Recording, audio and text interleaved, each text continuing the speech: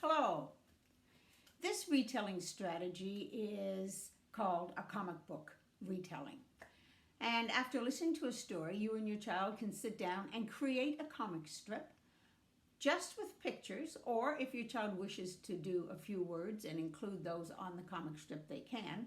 But the idea is to use the sequence of pictures in order to provide a support for your child when they decide to retell the story to a sibling, to a grandparent over the phone or on the iPad, or if you have established a storytelling 10 minutes in the evening, they could tell the story to the family. So I'll show you how that works. And remember that the comic strip is the support that will enable your child to sequence the event and be able to tell a fluent story. So here we go. These are the only materials that you would need in order to make the comic strip, although you can make it a little bit more fancy and use markers or crayons as well. So the first thing that you do to make this comic strip is that you would take a sheet of paper and you just cut it, fold it in half, and then you cut it in two.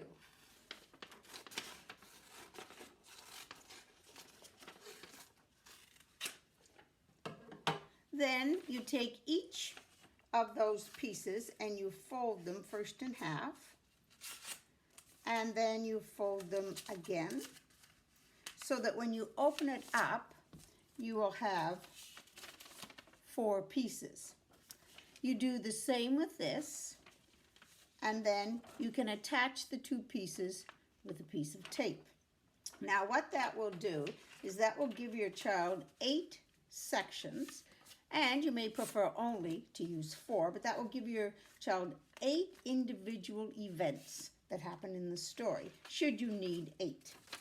So when you attach them together, you have a set of 8 for your child to create the story in pictures.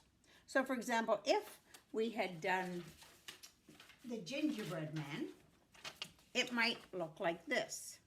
So we have the old woman baking her gingerbread and the little one jumping out, and then the gingerbread running, and first it runs by her husband, and then he calls out, "Come back," and the gingerbread man keeps running, and then goes by a cow, and so on all the way.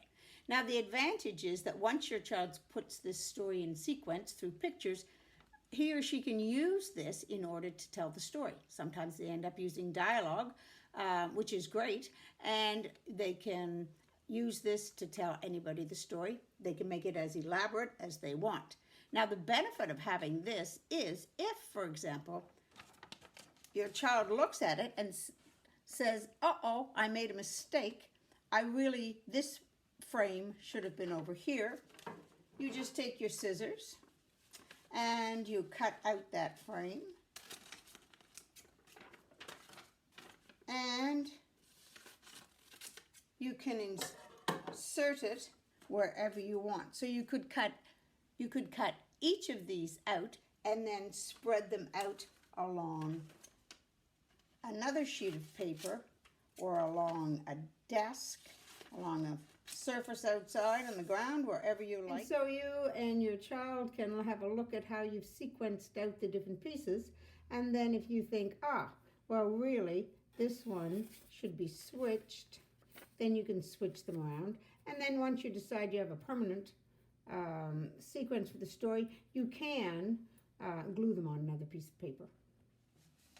One advantage of doing the comic strip support for retelling is that it is a very forgivable strategy, because if you make an error in the telling, then it's easy for you to cut out all the frames and rearrange them and put them in the order that your child wants. The other thing is, it's a great way to look at a story and the events that have happened and decide, are there places where the sequence could be changed and you still have a satisfying ending and a coherent kind of story. For example, in the gingerbread man, did it make any difference to the story if the gingerbread man meets the farmer first, the cow, the horse, the dog, the fox, which ones must be in certain places and which ones could be moved around.